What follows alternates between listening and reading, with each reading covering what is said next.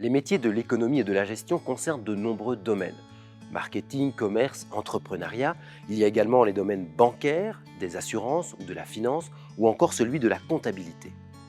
Tu auras le choix de travailler dans le secteur privé, dans une petite ou une grande entreprise, ou bien dans le secteur public ou associatif.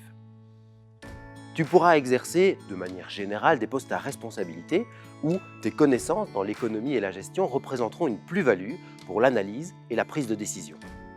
Tous ces métiers te permettront d'acquérir et de développer des compétences essentielles. Capacité relationnelle, capacité d'adaptation, rigueur, réactivité, sens de la synthèse, sens de l'initiative et bien d'autres. Allez, je laisse la parole au pro. Bonjour, je m'appelle Mehdi Mbarek, je suis entrepreneur et j'ai créé ma marque de thé alcoolisé. Les 3 idées clés de mon métier d'entrepreneur, c'est la gestion globale, l'opérationnel et également la passion. Pour moi, la gestion globale de l'entreprise, c'est réellement la stratégie et la vision à long terme. Ensuite, l'opérationnel, bien entendu, qui est toutes les tâches quotidiennes comme la communication, la vente, le marketing, la production.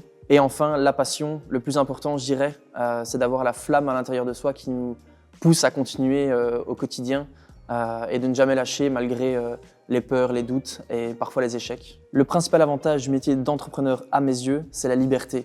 On fait ce que l'on veut, quand on veut, on a toutes les cartes en main pour agir. Mais par contre, cette liberté peut également être un inconvénient car quand on est passionné, on peut se laisser prendre par le travail et c'est vraiment dur de trouver un équilibre.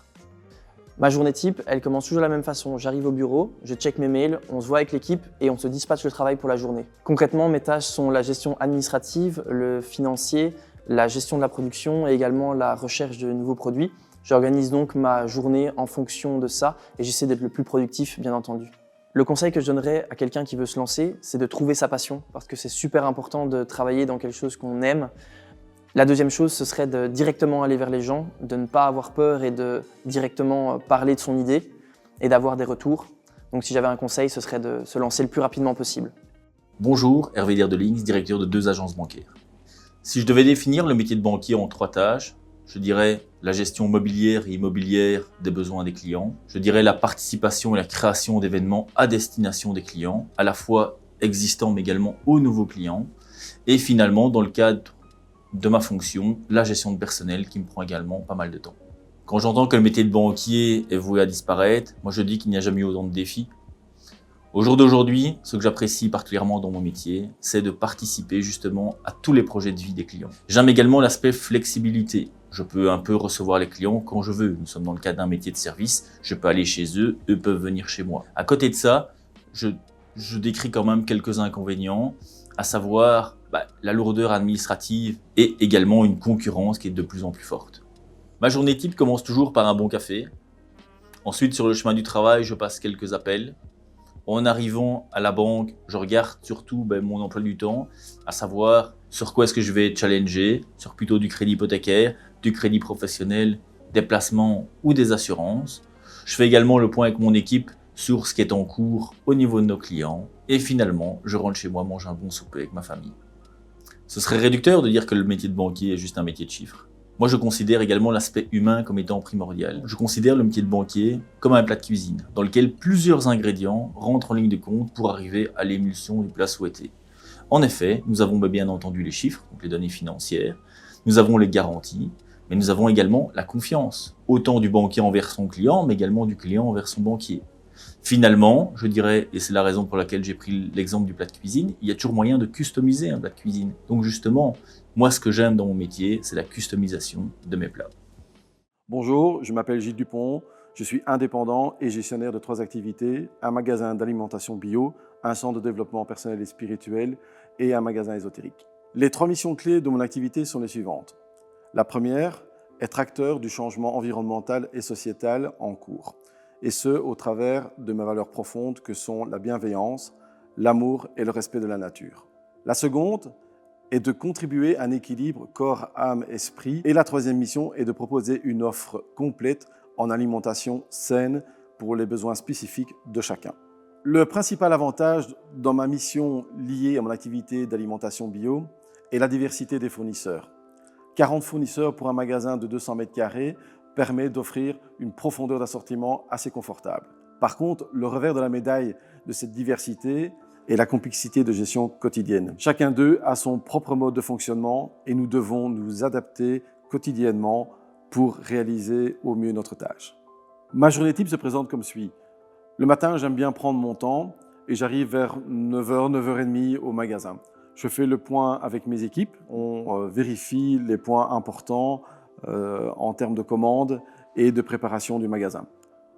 Par la suite, c'est assez simple, c'est le flux client qui nous pousse. Je profite de mon après-midi pour faire ma gestion administrative et c'est souvent moi qui ferme le magasin pour m'assurer que tout est en ordre pour le lendemain.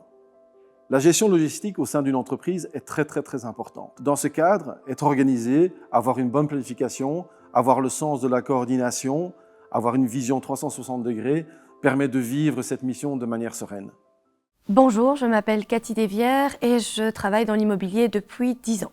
Les 3 idées clés de mon métier d'agent immobilier, c'est la communication, l'organisation et l'accompagnement. La communication parce qu'il faut s'adapter à chaque personne et à chacun de leurs projets. Ensuite, l'organisation parce que c'est un métier très flexible où il faut respecter des délais et des horaires. Et enfin, l'accompagnement parce que l'achat ou la vente d'un bien est une étape importante pour chaque personne et nous devons accompagner le client du début jusqu'à la fin.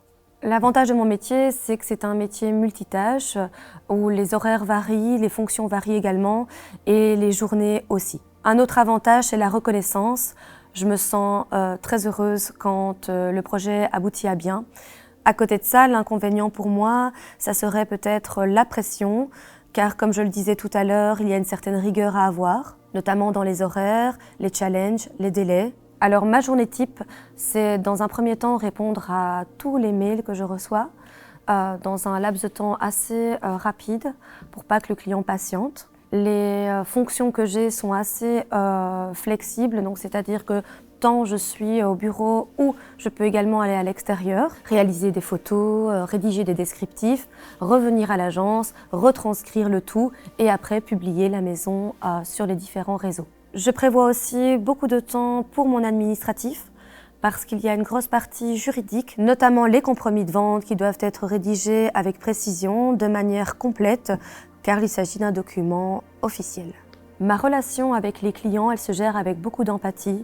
J'essaie vraiment de me mettre à la place de chacun, de garder un contact quotidien avec chacune des personnes pour avoir vraiment ce sentiment d'accompagnement du début jusqu'à la fin.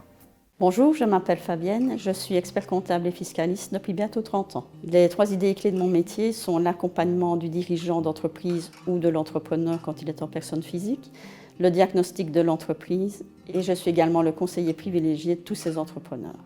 Je parle d'accompagnement parce que j'aime prendre par la main les entrepreneurs, les aider dans leur gestion de tous les jours, faire face à leurs difficultés. Ensuite, je parle également de diagnostic parce que nous sommes les médecins de l'entreprise, nous sommes les premiers à pouvoir faire un diagnostic, voir si la société est en difficulté, essayer de trouver des solutions. Et enfin, je suis le conseiller privilégié dans le sens où je suis pratiquement la confidente de l'entreprise, de l'entrepreneur, que ce soit au niveau privé, familial ou professionnel. Et plus je connais l'entrepreneur et plus ma mission est efficace à ses côtés. Pour moi, en tant qu'expert comptable, le principal des avantages consiste à la relation humaine, le contact humain avec le client. Un autre avantage en tant qu'expert comptable, c'est également qu'on ne fait pas la même chose tout le temps. Chaque dossier est différent, chaque vie d'entreprise est différente. On fait aussi bien un médecin qu'une coiffeuse, qu'une esthéticienne et notre métier n'est pas routinier du tout. En contrepartie, c'est un métier où on endosse une forte responsabilité, que ce soit au niveau blanchiment d'argent, fraude fiscale. On doit vraiment être prudent et s'assurer tout le temps que nos clients respectent bien la loi et les faire rentrer dans le cadre si ce n'est pas le cas. Ma journée type commence par la lecture de mes mails. Après ça, je discute avec mes collaboratrices pour voir quels dossiers elles font, est-ce qu'elles ont besoin de mon intervention, besoin d'un renseignement. Alors j'ai des rendez-vous en matinée, mais beaucoup plus l'après-midi. Comme nous travaillons en bureau fermé, nous privilégions le contact serein avec le client. Donc à côté de ça, je suis des formations. Je suis obligée d'effectuer 40 heures de formation l'année minimum. Moi, j'en effectue beaucoup plus parce que la fiscalité en Belgique est très changeante et il faut rester tout le temps dans le coup. Dans mon métier, On est amené à être très pédagogue car le client doit pouvoir comprendre ses comptes en français dans un langage qu'il comprend. Il faut également être très psychologue parce que le client est amené parfois à entendre des mauvaises nouvelles entre guillemets, ne fût-ce que par le montant d'impôt qu'il a à payer, ou alors on doit l'aider dans des situations difficiles, de conflits entre associés ou un divorce. Donc il faut vraiment faire attention et le prendre par la main à ce niveau-là aussi. Bonjour, je m'appelle Natacha Mercier et je suis gérante d'une agence de voyage depuis plus de 30 ans. Si je devais définir mon métier en 3 idées clés, c'est organisation, accompagnement et intermédiaire de voyage. Au niveau de l'organisation, c'est déjà l'organisation des voyages maison que je propose chaque année. J'organise aussi des voyages pour ma clientèle à l'agence, donc des voyages à la carte. Et en tant qu'intermédiaire de voyage, donc là je reçois ma clientèle et je la conseille au mieux. Donc l'avantage de mon métier, c'est justement le contact avec ma clientèle. Donc j'ai un métier quand même qui est assez social, donc c'est agréable.